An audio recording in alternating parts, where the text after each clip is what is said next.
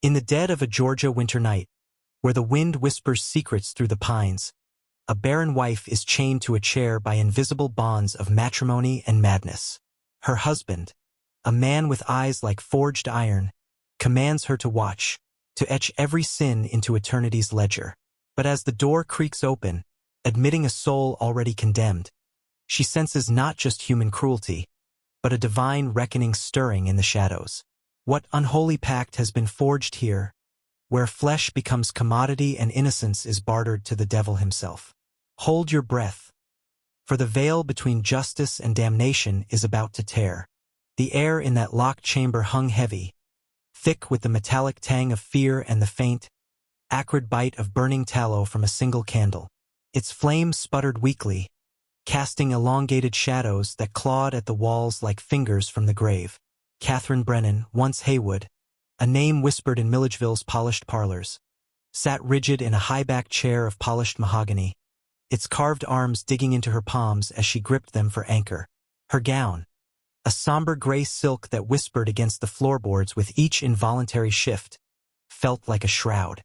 Before her, a small writing desk bore a ledger bound in cracked leather, its pages blank as unmarked tombstones, waiting for the inscriptions of damnation. Across the room, Nathaniel Brennan stood unmoving, his silhouette etched sharp against the shuttered window, where moonlight seeped through cracks like reluctant confessions. At 33, he was a figure of calculated austerity. Lean frame clad in a tailored waistcoat of deep indigo, buttons gleaming like judgmental eyes. His own eyes, pale gray, devoid of warmth, reflecting the cold precision of a scalpel, fixed upon her with an intensity that pierced deeper than any blade. "You will observe," he intoned, his voice a low rumble, devoid of passion yet laced with the unyielding authority of Scripture twisted to serve earthly greed. "Record every detail, her form, her responses, the progression. This is science, Katherine. This is legacy." The door groaned open then, admitting Ruth, a woman of 23, her ebony skin glistening faintly with the sweat of dread, her simple calico dress clinging to curves honed by relentless toil under the Georgia sun. Her eyes, wide and dark as midnight wells, darted once to Katherine, a silent plea that hung unspoken in the stifling air. But pleas had no place here. This was a temple of subjugation, where free will bowed to chains both iron and invisible. Ruth's bare feet padded softly on the worn pine floor, each step echoing like a heartbeat in a confessional. She carried the scent of the fields. Earth, sweat, and the faint herbal residue of sage burned in secret rituals by the quarters, invocations to ancestors for protection against the white man's whims. Katherine's quill hovered, ink dripping like blood onto the page. Her heart pounded a frantic rhythm, a counterpoint to the deliberate slowness of Nathaniel's movements as he approached Ruth. The room's silence was profound, broken only by the distant hoot of an owl, a harbinger, perhaps, of the spiritual unrest brewing. In that moment, Katherine felt the weight of biblical echoes. The barrenness of Sarah, the violations of Hagar, the sins of the fathers visited upon generations. Was this not a perversion of divine order? A mockery of creation where man played God, breeding life not for love, but for ledger lines and profit margins? What unfolded in that chamber was no mere act of carnal dominion. It was a ritual of desecration, each motion deliberate, each breath measured. Katherine forced her gaze to detach, focusing on minutiae to preserve her fracturing sanity. The way Ruth's fingers clenched into fists, knuckles whitening against her dark skin. The subtle tremor in Nathaniel's usually steady hands, betraying a flicker of something. Excitement? Guilt? No, never guilt. His was a soul armored in rationalism, cloaked in the pseudoscience of the age. She scribbled notes. Subject: Ruth, aged approximate 23. Height: 5 feet 8 inches. Build: robust, indicative of field labor. Demeanor: compliant, eyes averted. No verbal protest. Each word etched felt like a nail in her own coffin, binding her to this abomination. As the deed progressed, the candle flame dipped low, shadows merging into a tapestry of torment. Ruth's silence was the most haunting element, a stoic endurance that screamed louder than any cry. It evoked the quiet suffering of martyrs, the biblical endurance of Job amid trials inflicted by a seemingly indifferent heaven. Catherine's mind raced to psalms she had memorized in her Augusta finishing school. How long, O Lord, will you forget me forever?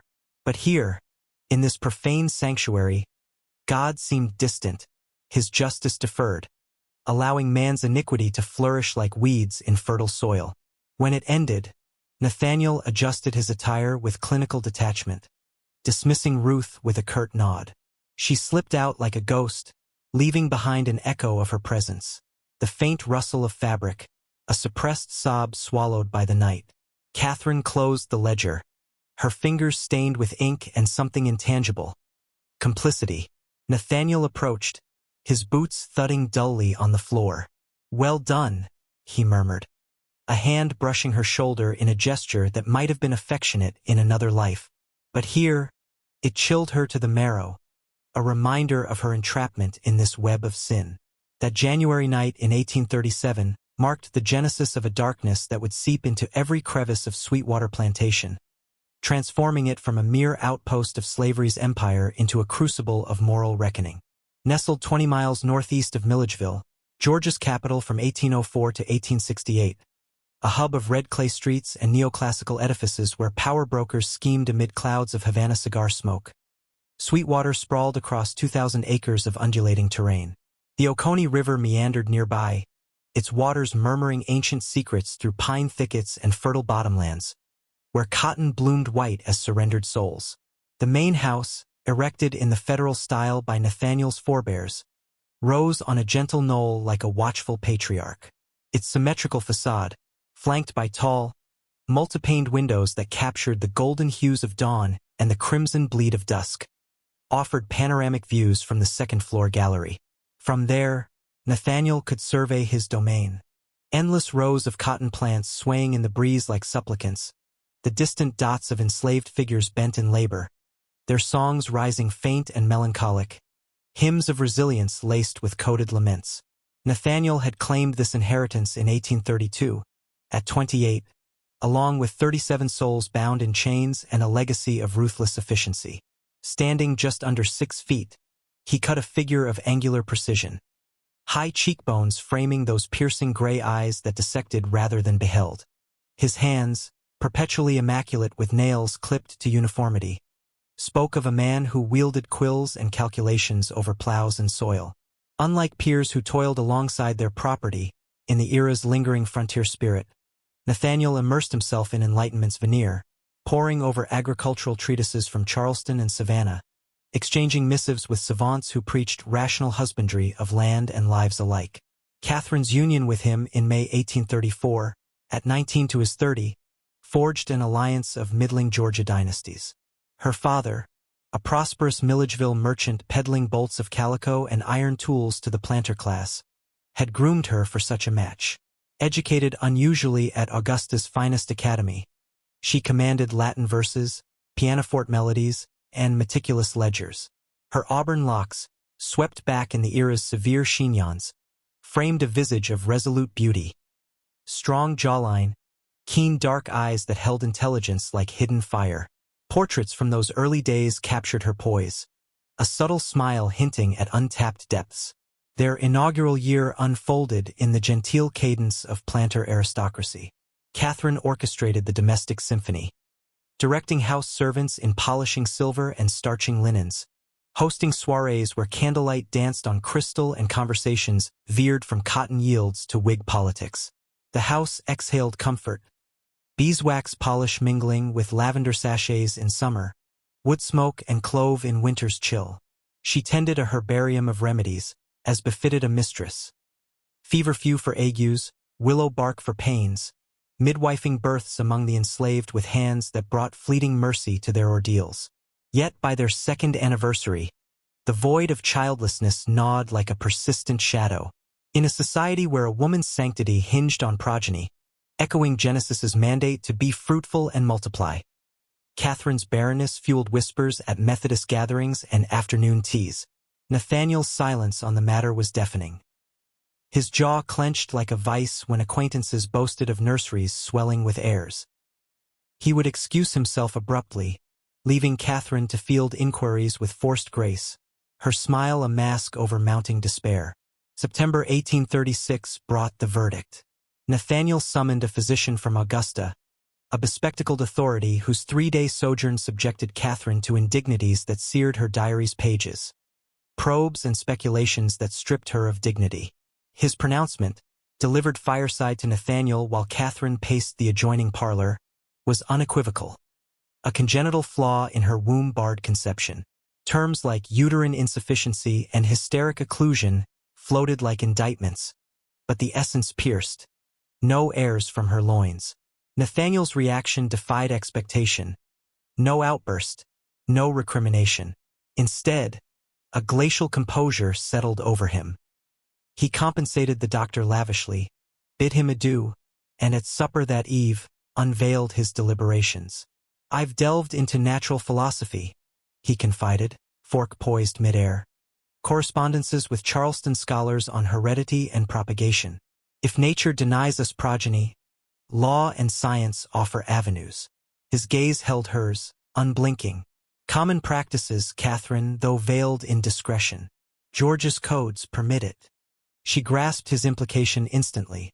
The insidious custom whereby planters sired offspring on enslaved women, augmenting their chattel without auction house expenditures. These mulatto children, inheriting maternal bondage, swelled labor pools. Some masters shrouded such liaisons. Others paraded them. But Nathaniel's vision transcended crude opportunism. He demanded her participation, as witness, as scribe. "Your precision," he insisted, "will elevate this to empirical pursuit." Ruth's selection inaugurated the horror.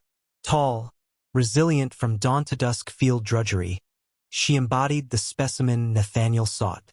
The repurposed linen room, now a sterile theater with bolted door and sparse furnishings, hosted the inaugural rite that frigid January eve. Katherine's diary, hidden in a false-bottomed trunk, captured the fracture. "Lord, absolve me." I complied, pen in hand, as he unraveled our soul's threads. Her silence echoes in my dreams, a judgment from on high. Yet Nathaniel's scheme burgeoned beyond isolated violations. Spring 1837's precocious warmth blanketed Baldwin County in dogwood petals, drifting like ethereal judgments upon the earth. Katherine wandered the groves, boots crunching blooms, seeking solace amid nature's impartiality. For none existed within Sweetwater's walls. Ruth's swelling belly confirmed the success, a sign Katherine had prayed futilely to manifest in herself. Nathaniel annotated his private tome, a vellum-bound abomination segregated from mundane accounts, with clinical glee. Katherine stole a glance.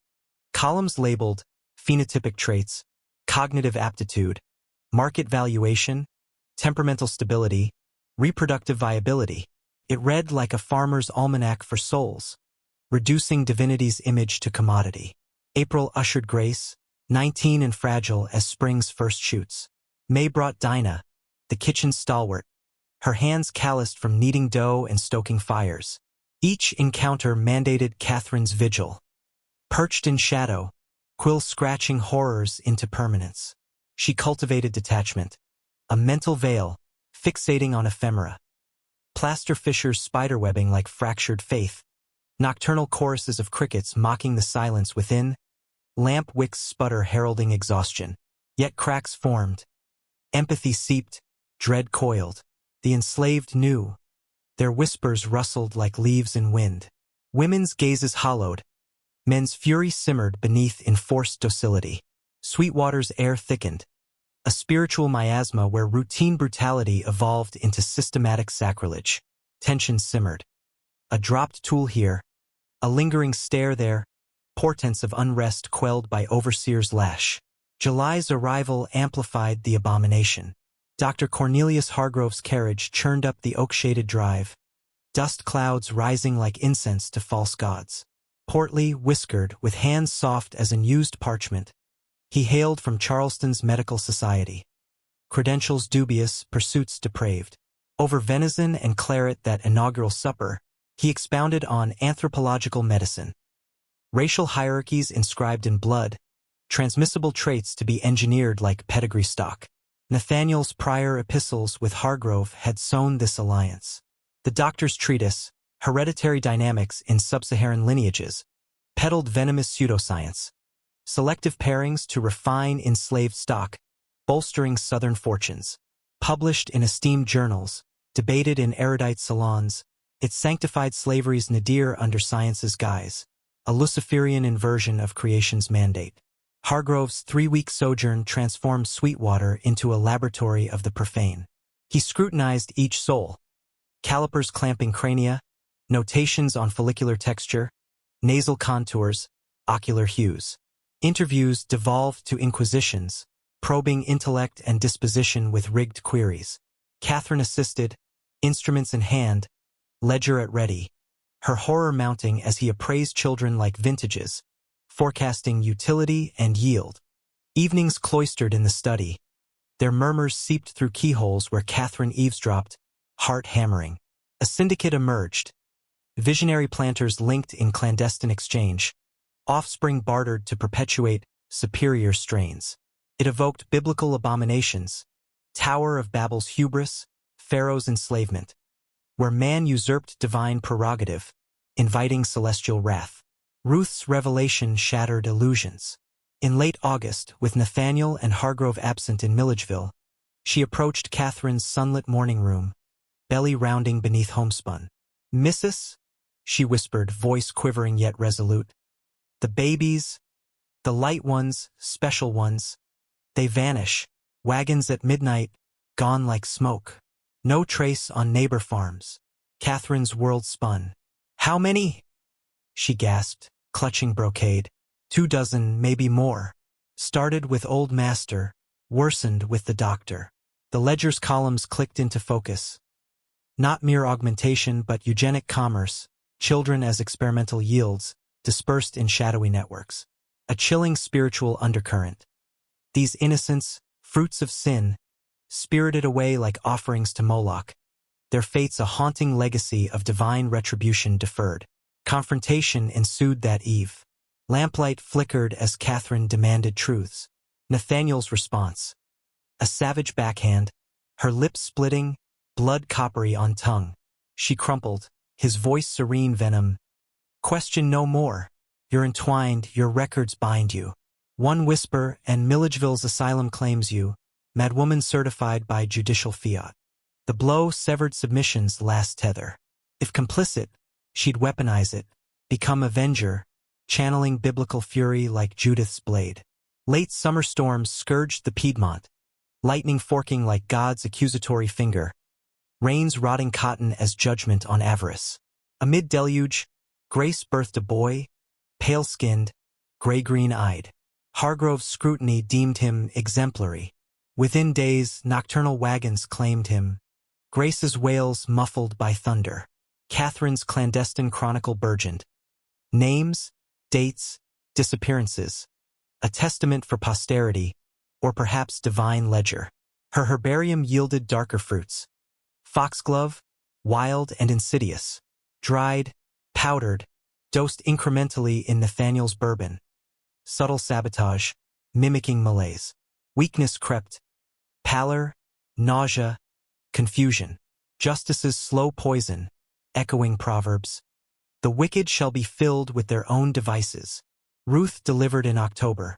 A girl, Martha, darker-hued, spared abduction yet doomed to bondage. Relief warred with revulsion. November's tragedy. Dinah's labor faltered, child stillborn. Mother hemorrhaging to oblivion despite Katherine's frantic ministrations. Guilt crushed. Complicity's toll. A soul on her ledger. Burial rites in the quarter's graveyard. Wooden markers like crooked teeth. United mourners in hymnody. Their voices a requiem laced with veiled defiance. Katherine stood apart, absorbing hatred's glare, fueling her resolve. Winter's frost encased Sweetwater, mirroring Nathaniel's waning vigor. Katherine harvested final seeds, patience her ally.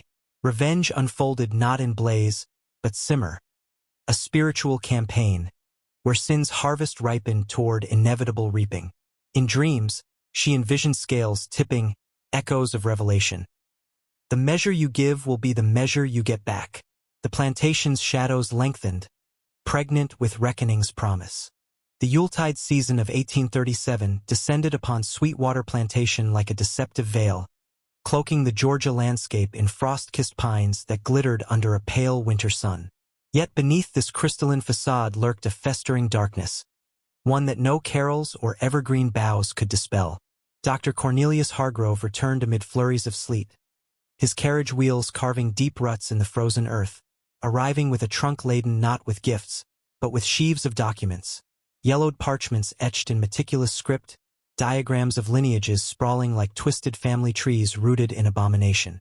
These papers, sealed with wax impressions bearing the crests of distant plantations, were pored over in the locked study by Hargrove and Nathaniel Brennan, their voices murmuring through the heavy oak door like incantations from a forbidden grimoire. Katherine Brennan, ever the silent sentinel, lingered in the shadowed hallway, her ear pressed to the chilled wood, breath held in shallow wisps that fogged the air. She could not decipher every word, but fragments pierced the barrier: optimal pairings, transmissible superiority, network expansion. It evoked a biblical plague, a web of iniquity sprawling across the southern states, from the misty lowlands of South Carolina to the red clay hills of Alabama, like the tentacles of Leviathan, ensnaring innocence in a grand delusion of racial alchemy. Children, mere pawns in this chessboard of pseudoscience, shuttled between estates under cover of night, their cries muffled by the clatter of wagon wheels. This was no mere exploitation. It was a profane mimicry of creation, where man usurped the Almighty's prerogative, breeding not for life's sanctity but for profit's idol, inviting divine retribution upon their heads. Katherine's fingers traced the door's grain, feeling the pulse of her own accelerating heart, a rhythm echoing Proverbs' warning. The way of the wicked is an abomination to the Lord. Christmas Eve brought a fragile truce, as custom dictated. The enslaved gathered in their quarters, huddled around makeshift fires that crackled with scavenged wood, the air thick with the scent of pine resin and cornmeal ash cakes baking on hot stones. Faint melodies rose, spirituals laced with coded laments, voices harmonizing in "Go Tell It on the Mountain," as if beseeching the heavens for deliverance. From the main house's frost-laced window, Katherine observed, her breath clouding the glass like a barrier between worlds. Ruth cradled little Martha close, swaying gently, the child's tiny fists clutching her mother's shawl. A tableau of maternal defiance amid desolation. Grace lingered at the periphery, her form gaunt against the firelight, eyes vacant as a forsaken soul, staring into the embers as if seeking the ghost of her stolen infant.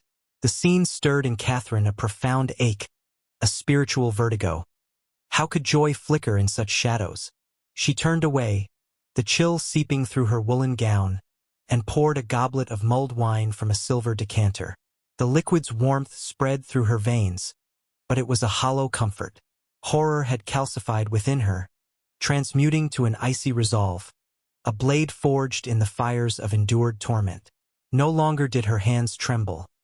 They moved with the precision of one who had gazed into the abyss and chosen to wield its depths. The turning of the year to 1838 arrived under sheets of freezing rain, transforming the red dirt roads into quagmires that trapped wagons and souls alike. Confined indoors, the plantation's rhythm slowed, but Nathaniel and Hargrove's machinations accelerated. In the study, maps unfurled across the desk, pins marking allied estates like wounds on a martyr's flesh. Katherine, feigning domestic duties, eavesdropped when possible, her secret diary swelling with pilfered details. Names of complicit planters, routes for nocturnal transports, criteria for desirable traits. Meanwhile, she tended her own covert alchemy. The foxglove powder, ground finer than dust, stirred into Nathaniel's evening libations. Its effects manifested gradually, a creeping malediction. Fatigue that weighted his limbs like leaden sins, nausea that twisted his gut in nocturnal hours, a malaise he dismissed as winter's grip. No physician was summoned. His hubris forbade it, echoing the Pharisees' blindness to their own corruption. At breakfast, Amid the clink of porcelain and the aroma of chicory coffee steaming in silver pots, Katherine met his pallid gaze with a solicitous smile. "More coffee, husband?" she inquired, her voice a silken veil over sharpened intent. He nodded, unsuspecting, as she poured from the ornate carafe, the dark liquid swirling like the river Styx. He sipped, oblivious to the subtle bitterness masked by sugar, while she watched, her composure a fortress.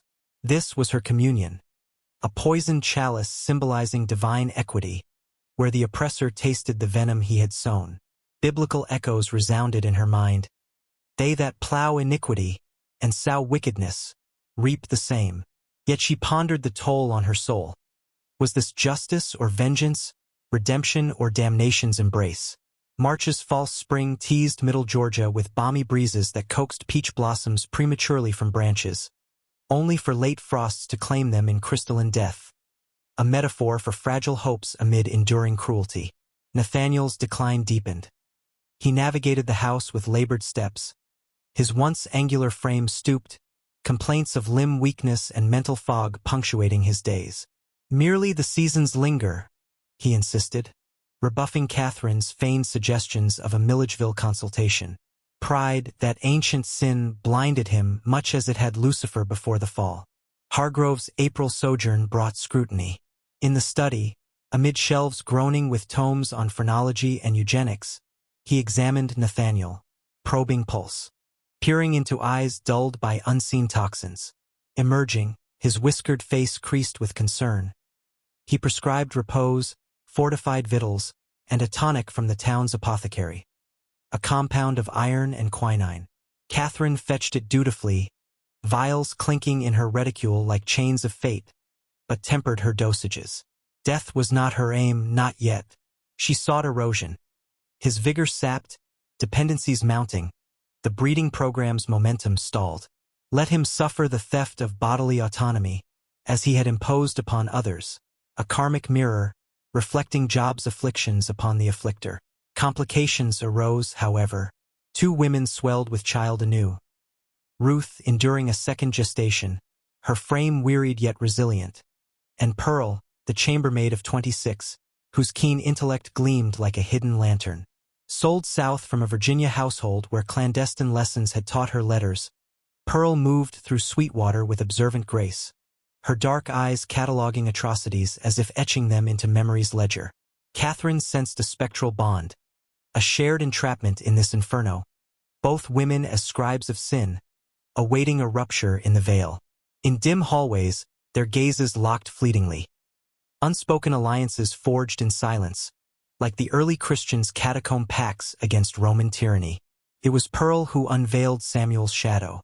Late April, with Nathaniel and Hargrove absent in Milledgeville, conspiring with peers in smoke-filled taverns, Katherine sought her in the laundry annex. Steam rose from copper tubs, the air heavy with lie's acrid bite and the rhythmic slap of linens against washboards. Dismissing aids on contrived tasks, Katherine confronted her amid the suds. "You observe all," she whispered, voice threading the humid air. "You comprehend the abomination my husband orchestrates." Pearl's hands paused in the gray water, soap bubbles popping like fragile illusions. Her gaze assessed, risk weighed against revelation. "What knowledge do you seek, Missus?" she murmured, accent polished yet laced with caution. "Whatever might shatter this cycle," Katherine replied, heart pounding like a war drum. Glancing doorward, Pearl leaned close, words a hushed torrent. "A concealed boy, Samuel, born 8 years past to Judith, house servant. Master Brennan sired him, kept him for his pallor. Skin near white, eyes gray as his own, hair sun-kissed. Judith, weaned and sold to Alabama's cane fields. Samuel dwells isolated, in a cabin beyond the barn, schooled in forbidden arts. Script, sums, chronicles. Master and doctor discourse of him as validation, breeding's triumph. And soon, her voice faltered, a whisper of dread. When manhood dawns, they'll employ him as sire, birthing lines that mimic whiteness yet chain in law. Sold dearly to veil servitude in pale guises. The revelation struck Katherine like Elijah's whirlwind, chest constricting with glacial horror. A son, Nathaniel's flesh, groomed for perpetuation of violation. A generational curse echoing Exodus's plagues upon Pharaoh's house. His whereabouts? She gasped. Eastward cabin. Afternoons master imparts lessons. But heed. Samuel's wit pierces veils. He grasps his yoke, his destined role. Fury simmers in those eyes, not the docile vessel they presume. Katherine retreated, Pearl's echoes reverberating like prophetic utterances. Samuel, hidden heir to atrocity, a living emblem of sin's inheritance. She must behold him, gauge the soul sculpted by 8 years' isolation. That eve, amid dinner's candlelit formality, silverware glinting on damask, aromas of roasted quail and claret wafting, Katherine ventured calculatedly. Rumors whisper of a schooled child here. Peculiar, no? Nathaniel's fork halted, eyes sharpening like whetted blades. From whence this tale? Servants murmur, she demurred, feigning nonchalance. I oversee my domain. He placed utensils with ominous precision.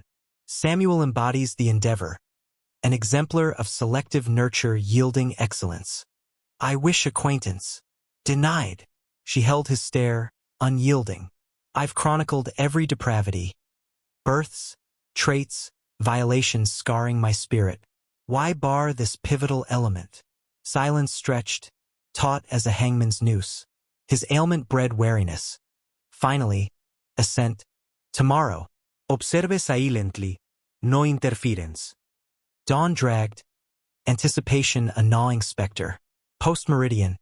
Nathaniel escorted her across frost-thawed grounds, his gait faltering, breath ragged. The cabin stood sequestered.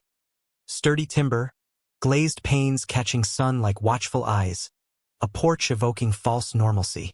Within, austerity reigned. Cot neatly made, table sparse, shelves laden with pilfered tomes. Locke, Euclid, Gibbon. At a desk, bathed in window's glow, sat the boy. Slate in hand, chalk scratching equations with fluid grace. Samuel lifted his head, resemblance a thunderclap. Nathaniel's contours in miniature, jaw resolute, eyes that storm gray void. Yet his complexion shimmered ivory, hair a burnished cascade. Attired differently, he might vanish into white throngs. Samuel, meet Mrs. Brennan, Nathaniel intoned, a paternal timbre foreign to him. The lad rose, bowing impeccably. Good afternoon, ma'am. Enunciation pristine, dialect purged, a sculpted artifact. Pleasure, Katherine breathed, yearning to probe his veiled thoughts. For 30 minutes, Nathaniel paraded him. Recitations from Milton, algebraic feats, historical discourses on empire's falls. Samuel performed flawlessly, mask impenetrable. A marionette in this theater of hubris. Departing, Nathaniel exulted. Behold the theorem incarnate. In a decade, maturity beckons the subsequent stage. Which entails? Katherine queried, dread coiling. Progeny, naturally. Correspondences with Callaway detail matches from parallel programs. Offspring shall crown our insights. You'd consign your blood to stud duty? He is asset, not kin, legally chattel, bred for purpose. Akin to studding prime livestock. A child, Nathaniel, a soul. His visage petrified. A instrument in progress's march. Shun sentiment. It corrupts science. That night, diary aglow by bedside taper, Katherine faltered. Quill hovering, unable to inscribe the profundity of revulsion. This transcended trafficking. A self-replicating helix of trauma, Samuel compelled to replicate his conception's sin, birthing heirs to eternal bondage. Echoes of generational curses from Deuteronomy haunted her, visiting the iniquity of the fathers on the children to the 3rd and 4th generation. Disruption demanded alliance beyond Sweetwater's grasp, a moral arbiter wielding ecclesiastical might. Reverend Thomas Gaines materialized in Milledgeville that August, Princeton's emissary to the Presbyterian flock. 35, unwed. His sermons simmered with reformist zeal. Not outright abolition, but indictments of power's spiritual perils. treating all as God's progeny. Katherine attended his inaugural homily, Brennan pew creaking under her, as he expounded the Good Samaritan with pointed fervor, discomfort rippling through planter ranks. Post-service, amid handshakes on manicured lawns, she approached, "Reverend, counsel on spiritual turmoils would aid me." His brown eyes, perceptive as a confessor's, nodded. "Honored, Mrs. Brennan. Might I visit Sweetwater?" "Delighted," she replied, sensing Nathaniel's distant scrutiny. Tuesday's call unfolded in parlor's elegance. Tea steaming in china, discourse on doctrine veiling intent. Gaines requested a tour for congregants' insight. Nathaniel, cornered, acquiesced grudgingly. Katherine guided. Quarters hovels, where Ruth nursed Martha, Grace lingered spectral, Pearl traversed gravid. Vast populace, Gaines noted, gaze lingering. Resources optimized, Nathaniel retorted. Resources, indeed, the minister echoed, laden with irony. Post-departure, Nathaniel confronted, "Your game, spiritual solace," she parried. "A wife's piety," he warned, but Gaines returned, discussions evolving from supervised theology to solitary parleys. Pearl's tea-serving a tacit bridge. Queries veiled. Duty amid witnessed evil? Complicity versus divine obedience? Gaines reciprocated indirectly. Inquiries on Sweetwater's progeny, paternities, vanished infants. Katherine's silences spoke volumes, puzzle pieces aligning in his mind. Mid-September, Pearl's travail struck. Afternoon agonies in quarters dim. Katherine midwifed, sweat-soaked linens, screams piercing like accusatory psalms. 6 hours yielded a girl. Complexion midway, a fragile miracle. "Grace," Pearl rasped, honoring the bereft. Katherine, cradling the babe, vowed, "They shan't claim her. By heaven's grace, I swear." Rash oath, yet soul-bound. A spark of redemption amid encroaching night, where justice's slow grind promised to pulverize the wicked. The cool breath of October lingered over Sweetwater Plantation like a hesitant judgment. The air crisp with the scent of fallen leaves decaying into rich earth, a reminder of life's fleeting cycle, where all must return to dust. Katherine Brennan stood in the threshold of Pearl's modest cabin, the rough-hewn doorframe digging into her palm as she gripped it for support. Inside, the dim light from a single tallow candle danced across the walls, illuminating Pearl's weary form cradled against a straw pallet, her newborn daughter, Grace, nestled at her breast. The infant's tiny breaths were soft puffs, innocent amid the heavy atmosphere thick with the herbal tang of postpartum remedies. Fennel and chamomile steeping in a clay mug nearby. Grace's skin glowed a soft caramel in the flicker, her eyes, dark pools reflecting her mother's resilience, blinking curiously at the world that had already marked her for potential barter. Katherine's heart twisted, a visceral ache echoing the biblical lament of Rachel weeping for her children. If salvation eluded the scores already spirited away into shadowed networks, vanishing like offerings to Baal, then this one soul, this fragile vessel of divine image, must be redeemed. "She stays," Katherine whispered, her voice a vow etched in the ether, binding her to a path of defiance. Pearl's gaze lifted, eyes gleaming with a mix of gratitude and terror, the lines of exhaustion etching her face like scripture on stone. "God bless you, Mrs.," she murmured, fingers tracing a protective cross over Grace's brow, invoking ancestral spirits and the Almighty alike against the plantation's profane designs. That evening, as twilight bled crimson across the horizon, like the blood of innocence crying out from the ground, Nathaniel entered the cabin unannounced, his boots thudding on the dirt floor with the authority of a self-anointed king. His ledger, that accursed tome bound in calfskin stained by years of moral corrosion, lay open in his arms. The air grew stifling, laced with the faint odor of his cologne, bay rum masking the rot beneath. He approached the pallet with clinical detachment, his gray eyes scanning Grace as one might appraise a yearling foal, noting the curve of her nose, the hue of her skin, the potential value in columns labeled with cold precision.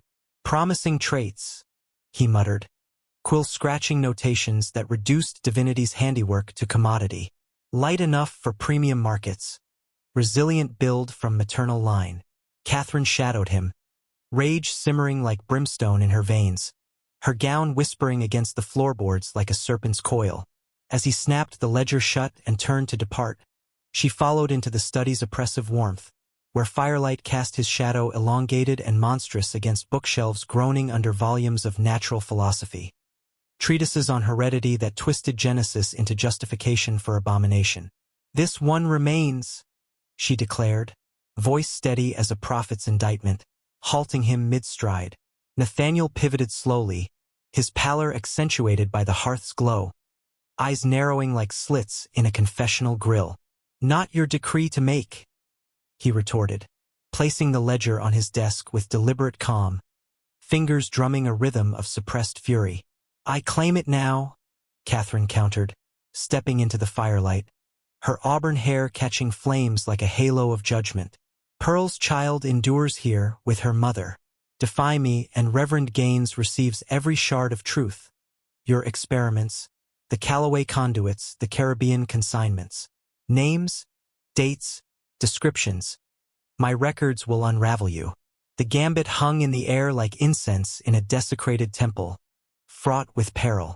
Nathaniel's threats of asylum lingered, a specter of iron bars and laudanum haze, where women's voices dissolved into hysteria. Yet his frailty, courtesy of foxglove's subtle venom, tilted the scales. His once iron grip weakened, breaths labored. More crucially, Gaines's ecclesiastical aura altered the calculus. Ties to northern presbyteries, voices that pierced southern complacency, transforming a wife's whispers into thunderous accusations.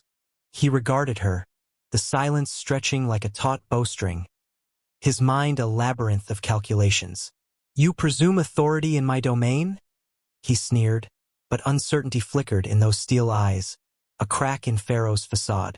"We both wager ruin," she replied, voice laced with the quiet power of Esther before the king. "Recognize the impasse, Nathaniel. One child spared. That's the toll for my sealed lips."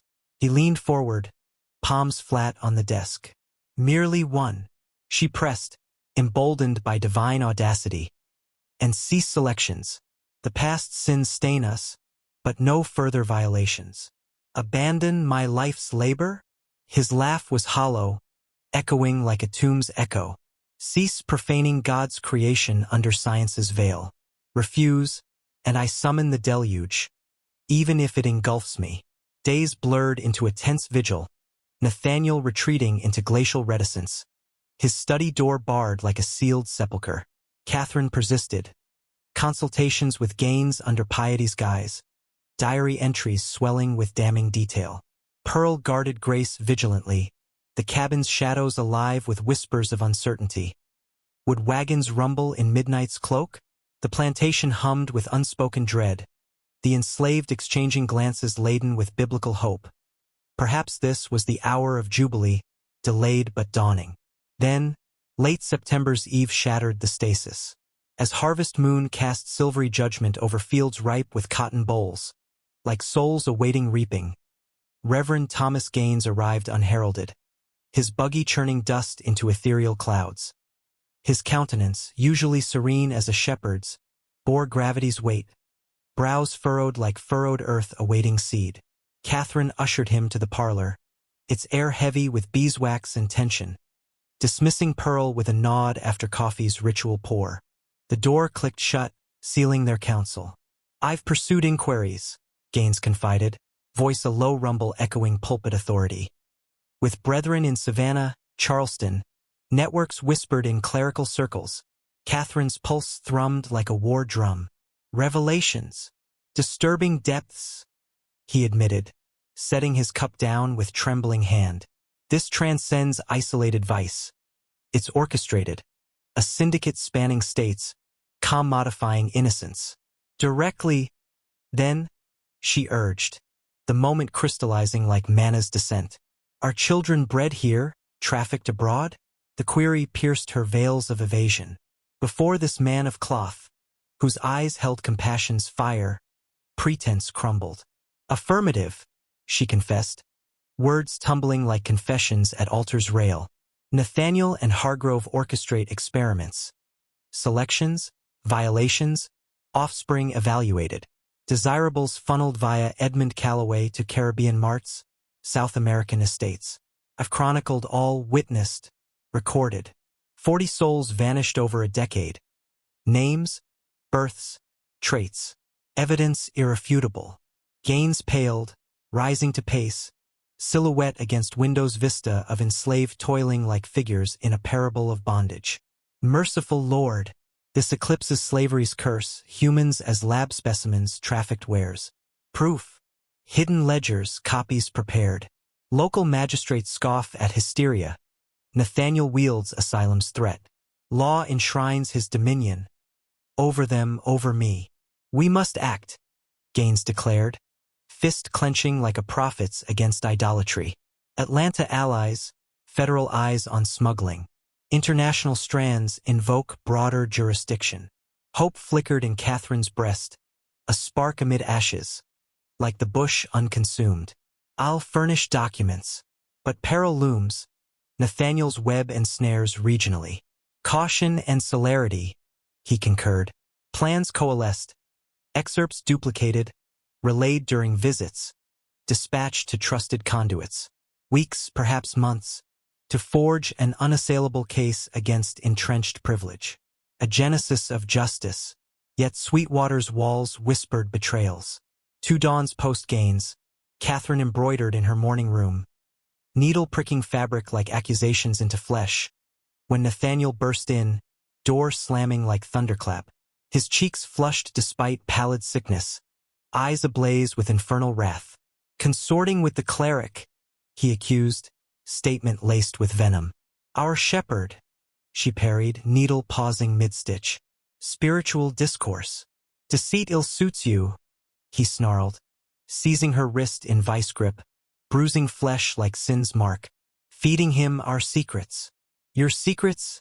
She corrected, unflinching despite pain's bloom. Counsel for my burdened soul. He released, but threat lingered. Sever ties. No words, no missives. Or, she challenged, rising to meet his gaze, confinement, as warned. Precautions taken, she whispered. Harm befalls me. Truths cascade beyond your grasp. You overestimate, he hissed, exiting in fury's wake. Isolation tightened. Surveillance shadowed her steps. Communication demanded ingenuity. Providence delivered via Samuel. That eve, the boy materialized at kitchen's edge, shadows cloaking his slight frame. Whispering to Pearl, he pressed parchment into her palm before vanishing like a specter. Pearl sought Katherine in lamplight's hush. From the lad, unfolded, precise script declared, aware of paternal designs, aid in cessation, courier role, unobserved.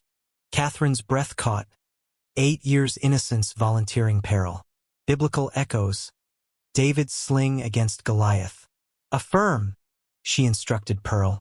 Caution paramount, gratitude profound. Through autumn's golden decay, a clandestine vein pulsed. Samuel ferrying missives in library tomes hollows. Pages to Gaines, responses returned. Slow as Justice's mill, risky as Daniel's den, yet efficacious. Documentation flowed. Ledger's ghosts to Atlanta's arbiters. Strain etched all. Pearl's vigilance. Grace's cries piercing nights. Ruth's gaunt silence, a living lament. Grace's spectral toil, eyes hollow as Gehenna. Katherine bore the yoke. Decisions imperiling multitudes. Each advance a spiritual tightrope over damnation's chasm. Mid-October's crisp morn erupted in chaos. Katherine harvested herbs. Foxglove's irony not lost. When shouts rent the air from quarters direction. Racing, skirts tangling like chains, she beheld Nathaniel towering over kneeling Samuel. Parchment clutched like damning writ. Blood trickled from the boy's lip, split by paternal blow. A Cain's mark inverted. Explain, Nathaniel roared. Samuel's mask held, silence defiant. Katherine advanced, composure a shield. What transpires? Treachery, he spat, Messages to the meddler. I commissioned them, she interjected, drawing fire. His errand, my directive. Admission. Rage purpled his visage. Of errands, yes. Conspiracies. Your fabrication. Betrayal. He trembled, violence coiling. Pearl emerged. Grace clutched. Ruth watched from threshold. Martha clinging. Witnesses amassed. A silent jury. Nathaniel decreed. Boy. Cabin confinement. Overseer summon Dr. Phillips. Wife's delusions demand asylum's cure. Terror iced Katherine. Asylum's maw. Credibility's grave. Unfeasible, she protested. Necessary for order, he countered. Desperation birthed boldness. Documentation abounds, violations, thefts, Calloway's ledgers, Hargrove's dialogues, copies to Gaines, newspapers, attorneys, marshals. Harm me and exposure cascades. Lies, he faltered, color draining. Underestimate not. She advanced, voice intimate thunder. Your teachings honed me. Observe, record. Every atrocity etched. Every whisper memorized. Disbelief awaits, he wavered. Gains credits. Networks extend beyond your fiefdom. Slavery endures, but trafficking scandal invites scrutiny. Even here, Pearl advanced, bold as Deborah. Not sole scribe. Samuel, others we document. Enslaved, yet literate. Harm her. Publications ensue. Risk colossal, yet multiplier. Testimonies converging, hysteria's veil rent. Nathaniel surveyed the circle. Samuel's defiance, Pearl's resolve, Katherine's unyielding stance. Uncertainty cracked his armor, a first since union. Your demands, he conceded. Cessation absolute, she enumerated. No selections, no thefts, no networks. Samuel educated, manumitted at 21, willed free. Mothers honored, offspring retained. Violate and ruin descends. Dismantle my edifice? Price of evasion. Accept or test my safeguards. Eternity suspended. Sun ascending, shadows contracting, tableau frozen. A microcosm of revolution. Boundaries shattered. Enslaved voicing power, wife wielding evidence. Conspiracy transcending strata. Spiritual undercurrents surged. Like Jericho's walls trembling before trumpets. Divine justice poised to topple iniquity's tower. The morning sun climbed inexorably over Sweetwater Plantation. Its golden rays piercing the canopy of ancient oaks like shafts of reluctant mercy. Illuminating the tableau of confrontation frozen in time. Nathaniel Brennan's face contorted through a tempest of emotions.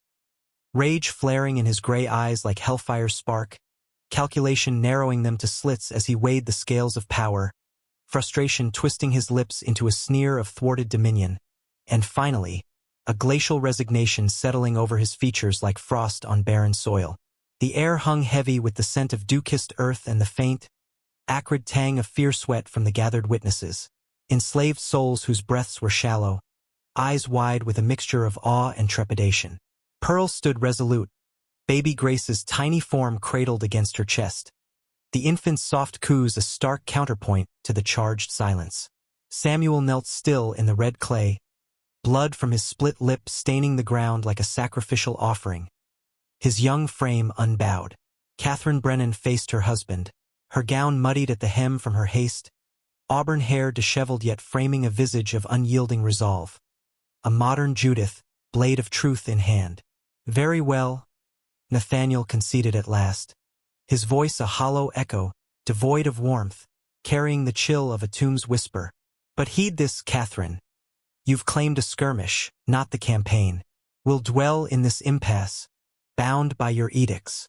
Yet I'll exact retribution in every shadow I cast, subtleties that skirt your terms, ensuring your betrayal's sting endures. Katherine met his gaze, her dark eyes reflecting not triumph, but the weight of Proverbs' wisdom. The wicked flee when no one pursues, but the righteous are bold as a lion. Indeed, she replied softly, voice steady amid the spiritual storm raging within. Guilt will gnaw at me eternally, for the atrocities witnessed, the delays in divine duty. I'll bear this cross till breath fails. But no further innocence vanish into night. Horror halts here in this forsaken soil. That's my fragment of atonement, Nathaniel, the only grace afforded in this vale of tears. He pivoted, gait faltering on the uneven path back to the main house. His once imposing frame diminished by ailment's insidious creep, the confrontation sapping what vitality remained. Katherine watched his retreat, the crunch of gravel under his boots fading like a receding thunderclap. Turning to Samuel, she extended a hand, her touch gentle as a healer's balm.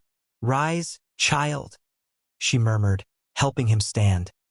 His gray eyes, mirrors of his sire's yet infused with an ancient sorrow beyond his years, locked onto hers. "Thank you, Mrs. Katherine," he whispered, voice cracking with emotion's raw edge. "Bravery ill befits one so young," she replied, brushing dirt from his shirt, her fingers trembling faintly. "Forgive the peril I thrust upon you." "I chose aid," Samuel asserted, chin lifting with quiet fire. "I fathom his designs, my fate as perpetuator. I vow, I'll not embody that shadow, not echo his sins." Katherine nodded, throat constricted by unshed tears, biblical echoes resounding. The sins of fathers not defining sons, as in Ezekiel's promise of individual judgment. She glanced at Pearl, whose arms encircled Grace like a fortress of maternal love. At Ruth, silhouetted in her cabin doorway, Martha clinging to her skirts, eyes wide with nascent hope. At the assembled enslaved, their postures shifting from cowed to contemplative. This spectacle, a white woman's rebellion, an enslaved mother's bold proclamation, altered no legal chains, dissolved no systemic shackles. Yet it planted seeds of possibility. Resistance's spark in oppression's gloom, a whisper of David's stone felling Goliath. Spiritual undercurrents stirred. The Almighty's subtle hand, perhaps, weaving redemption from threads of despair. By afternoon, the overseer's return brought anticlimax. Dr. Phillips absent from Milledgeville, his summons futile. Nathaniel dismissed him with a weary gesture, the asylum's specter banished. What endured was the truce Katherine had forged. A frigid armistice within Sweetwater's confines, two souls entwined by complicity's chains, navigating a purgatory of mutual loathing. The house's halls, once echoing with beeswax's polish and lavender's soothe, now resonated with silence's oppression, shadows lengthening like accusations from the divine. The ensuing years unfolded in monochromatic endurance, a gray tapestry woven with isolation's threads. Nathaniel honored the pact, compelled by exposure's blade, but wielded subtler torments. Dialogue withered to necessities, his voice a rasp echoing job's afflictions. Social invitations ceased. Whispers in Milledgeville parlors branded Katherine reclusive, frail of constitution. Funds trickled sparingly, letters scrutinized, excursions beyond the grounds forbidden. A gilded cage echoing the enslaved's bonds, a spiritual mirror of subjugation. Yet the abominations halted. No further selections, no nocturnal wagons claiming innocence. Pearl nurtured Grace in tentative serenity, clandestine lessons in letters unfolding under candles' flicker, equipping her for liberty's uncertain dawn. Ruth cherished Martha, the child's laughter a balm against stolen kin's void. Grace persisted in her spectral vigil, spared escalation, her silence a haunting psalm of endurance. Samuel's tutelage evolved. Katherine interwove openly, smuggling volumes from dusty shelves, poetry of liberation, histories of revolt. As Nathaniel's vigor waned, she assumed the mantle, witnessing the boy's metamorphosis. From 8's innocence to 10's curiosity, 12's acuity. Intelligence honed to rapier's edge, anger alchemized to purpose. A living refutation of Nathaniel's pseudoscience, embodying Jeremiah's new covenant written on hearts, not ledgers. Nathaniel's decline accelerated, Foxglove's legacy scarring his heart irreparably. A poetic justice, the poisoner poisoned by his own hubris. By 1841, stares demanded pauses, breaths ragged as penitential sighs. 1842 confined him to the study, directives scrawled in trembling script, overseers his proxies.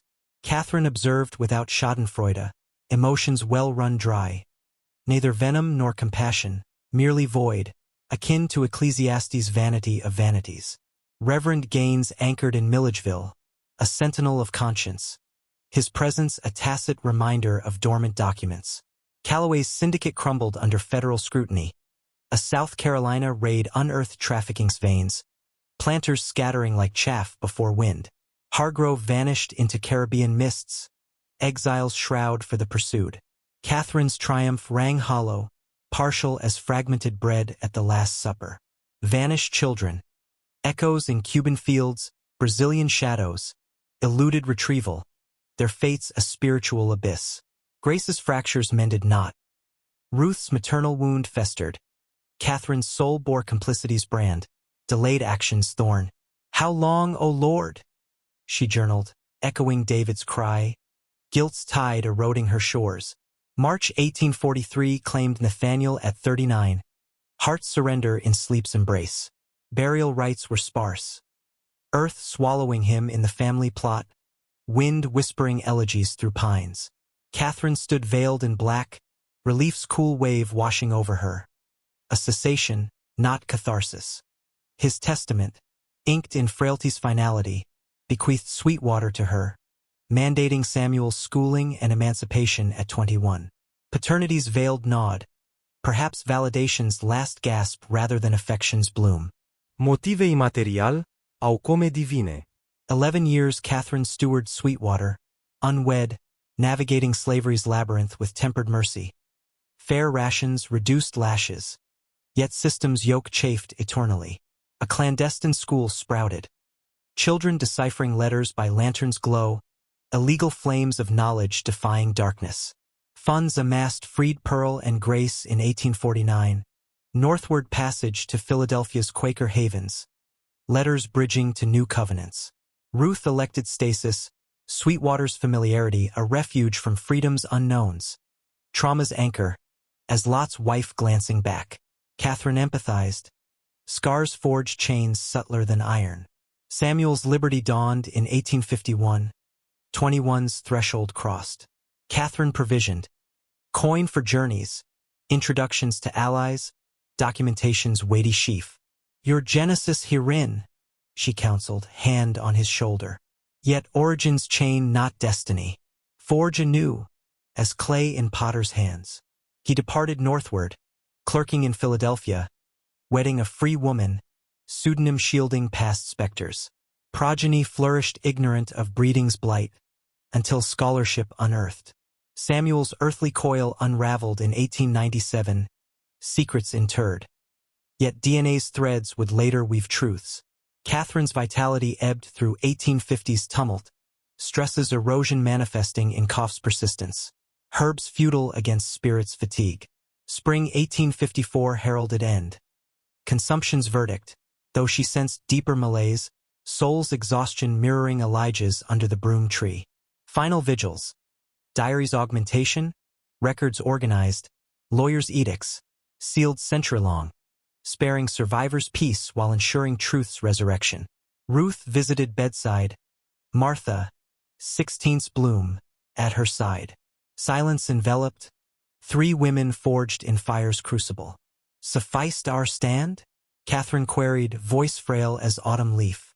Or belated whisper against gale? Ruth pondered, hand clasping Catherine's, transgression's bridge. Irretrievable losses. Sons vanished, voids eternal. Yet Martha thrives, grace free, Samuel unbound. Not absolution, but ripple in eternity's pond. Delayed too long, Katherine confessed. Perhaps, Ruth conceded. Yet haste might doom all. We navigate known paths, alternatives veiled. You acted when feasible, that's humanity's measure. May 3, 1854, claimed Katherine at 42, interred beside Nathaniel, ironies. Cruel jest, shared earth-mocking discord. Testament fragmented Sweetwater. Parcels to freed remainders, contested by kin, eroded by harassment. Yet momentary equity, Jubilee's echo. Documents slumbered in Baldwin Courthouse, Century's sentinel. Ledgers, diary, pearl scraps.